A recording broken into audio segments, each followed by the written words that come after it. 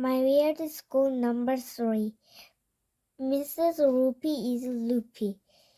By Dan Gottman. Pictures by Jim Palin.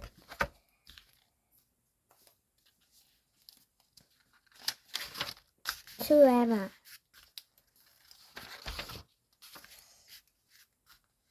Contents. Chapter 1, That Army Guy. Chapter 2, The Librarian. Chapter 3, George Washington's Teeth. Chapter 4, Dumb Heads. Chapter 5, Mrs. Roopy's Hero. Chapter 6, Johnny Applesauce. Chapter 7, One Small Step for Man. Chapter 8, Nursery Rhyme Week. Chapter 9, Mrs. Roopy's Problem. Chapter 10, The Evidence. Chapter 11, Just Imagine It. Chapter 12, The Proof. AJ, Emily, Ryan, Andrea, Michael.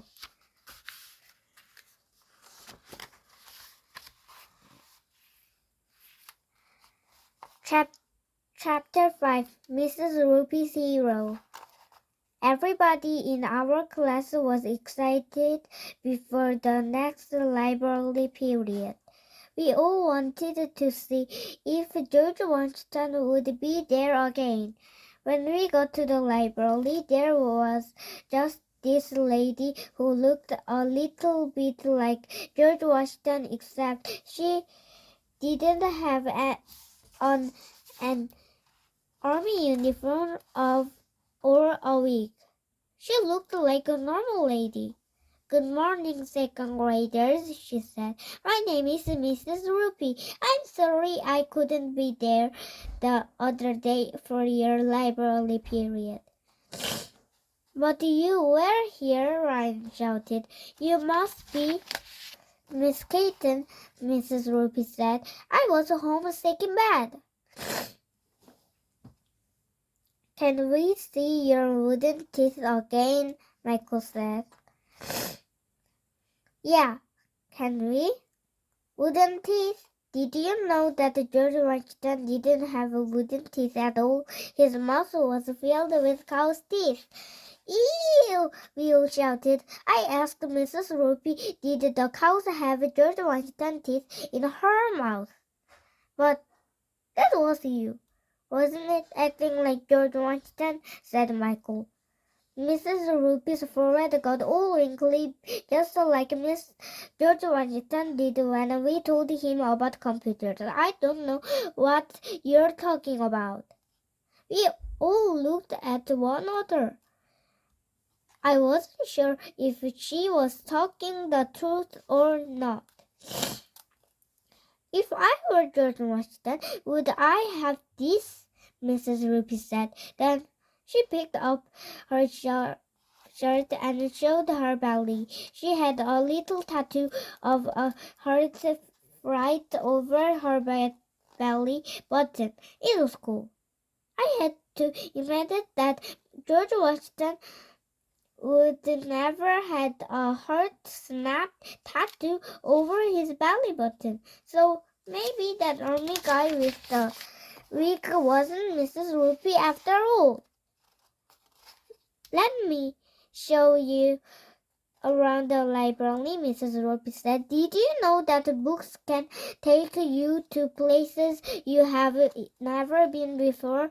They help us explore our world. We have books here on just about every subject that you can think of."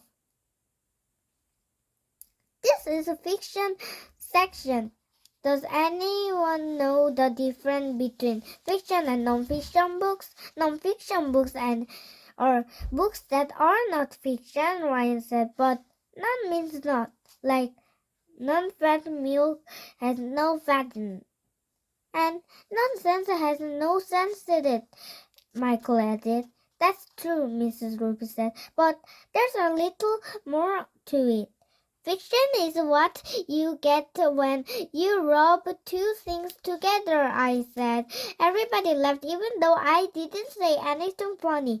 That's friction, AJ, Andrea Young said. Fiction is made of story and non-fiction is based on facts. That's correct, said Mrs. Roopy, and she smiled at Andrea. I wish Andrea would shut up. Oh, who cares that difference between fiction and non-fiction is? I asked. I said, oh, books are boring. Everybody went, ooh, like I said something really terrible. But everybody needs to know how to read, AJ, Mrs. Loopy said. Not me, I said. When I grow up, I'm going to be a trick bike rider because you don't have to know how to read to go do tricks on a bike.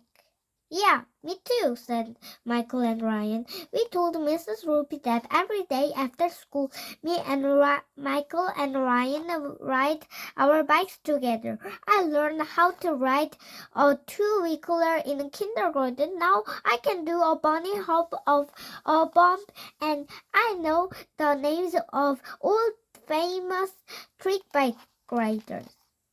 I have posters of them all over the walls of my room. Gee, I don't know much about bicycle tricks, AJ, Mrs. Roopy said. But I've got posters of my hero on my walls at home too. Who is your hero, Mrs. Roopy? Andrea asked. Melville Dewey. Melville who? I asked. Melville Dewey was a very famous librarian, Mrs. Roopy said, and her eyes got all bright and sparkly and excited. Librarians are famous, I said.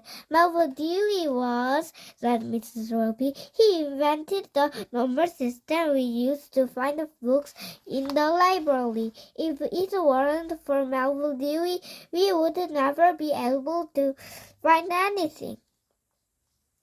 Wow!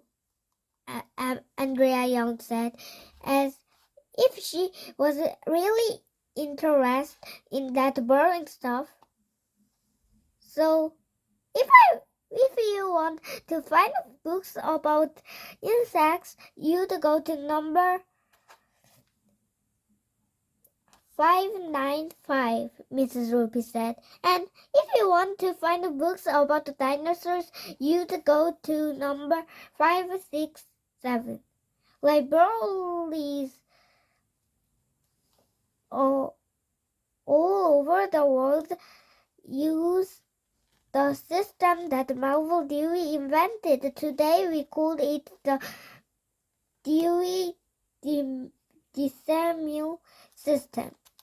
Did all the kids at his school make fun of him because his name is Melville? I asked. I know that if there was a kid named Melville in our school, we would make fun of him constantly. I don't know, Mrs. Roopy said, but would you like to hear a song I made up about Melville Dewey? Yeah, we all shouted. Listening to songs had to be better than reading books. Mrs. Roopy went into her office and came back with a guitar and one of those harmonica things you wear around your neck. She strummed a few chords to warm up. You may have heard a folk tale about John Henry, the steel-driven man, Mrs. Roopy said. Well, this is the story of Melville Dewey, the book so man. And then she started to sing.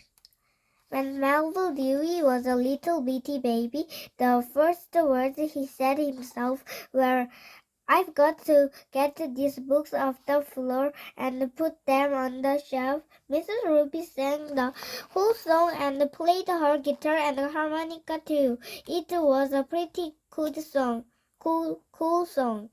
This Melville Dewey guy has a race with the computer to see who could sort the books the fastest. Melville won the race, but right after he sorted the last book, he dropped dead right on the floor in the library. It was cool. At the end of the song, Andrea Young got up and gave Mrs. Roopy a standing ovation, so we all had to get up too. That's the saddest story I ever heard in my life, Emily said, wiping tears from her eyes.